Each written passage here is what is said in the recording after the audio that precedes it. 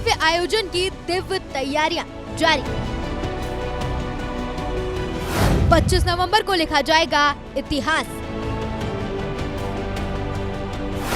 साक्षी बनेंगे इसके 6000 मेहमान खास। राम मंदिर शिखर पर केसरिया धर्म ध्वज।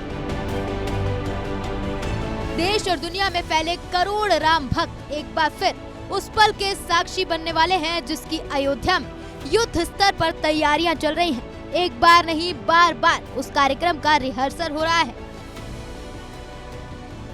एक बार फिर राम की नगरी अयोध्या स्वर्ग जैसी सजने लगी है, क्योंकि 25 नवंबर को एक बार फिर इतिहास लिखा जाना है। करोड़ों राम भक्तों का सपना पूरा होने वाला है।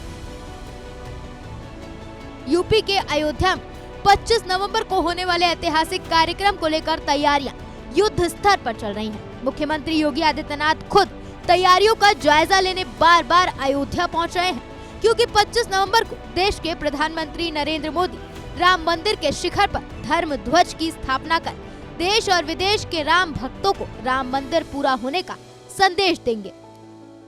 अब खास मेहमान तो प्रधानमंत्री जी हैं और प्रधानमंत्री जी के साथ मुख्यमंत्री जी हैं। मुख्यमंत्री जी हैं सरसंघ चालक आदरणीय भागवत जी हैं और यहाँ के राज्यपाल महोदया हैं और अन्य उतने ही खास, मैं किसी प्रकार तुलना नहीं कर रहा हूँ, जो विशिष्ट व्यक्ति हैं वह लगभग 7000 की संख्या हो गई। राम मंदिर के शिखर पर ध्वज फहराने की तैयारियां भी लगभग अब पूरी हो चुकी हैं। कई बार सेना के बड़े अधिकारियों ने इस पर रिहर्सल भी किया है। अब 25 नवंबर को दोपहर 11:55 से लेकर 12:10 के बीच शुभ मुहूर्त है, जिसके अभिजीत मुहूर्त भी कहा जाता है। देश के प्रधानमंत्री नरेंद्र मोदी शिखर पर धर्म ध्वज की स्थापना करेंगे। खास बात यह है कि बटन दबाने के 10 सेकंड के बाद ही ध्वज हवा में फहरने लगेगा। जिस दूरी से वो ऊपर चलने लगता है तो लगभग 2 मिनट के आरोहण के बाद पोल जो है उसको सीधा होना पड़ता है, जिससे कि चीजें जाकर के ऊपर जाकर के वो सॉकेट में फिक्स हो जाए।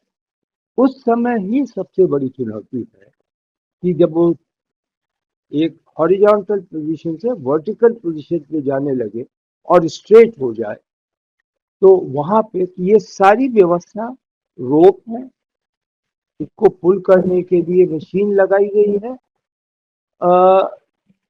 अभी आप में से किसी सज्जन ने यह कहा कि इलेक्ट्रिक बटन की भी व्यवस्था होगी, तो रखा तो गया है विकल्प, लेकिन इंश्योर करने के लिए कि किसी प्रकार की कोई असफलता ना हो, अभी रोप 2 तरफ से बैलेंस करके और उसको पुल करने के लिए मशीनरी, तो एक तरीके से मैकेनिकल व्यवस्था अपनाई गई।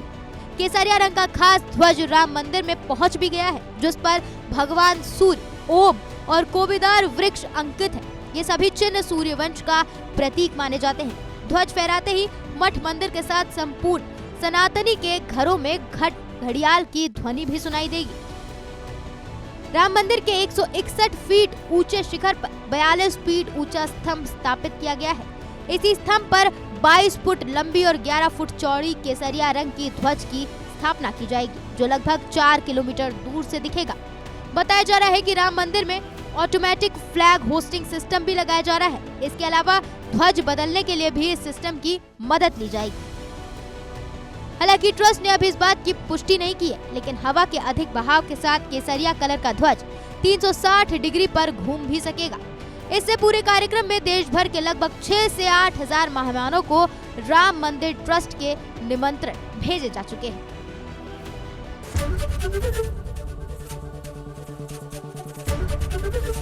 एबीपी गंगा, खबर आपकी, जुबान आपकी।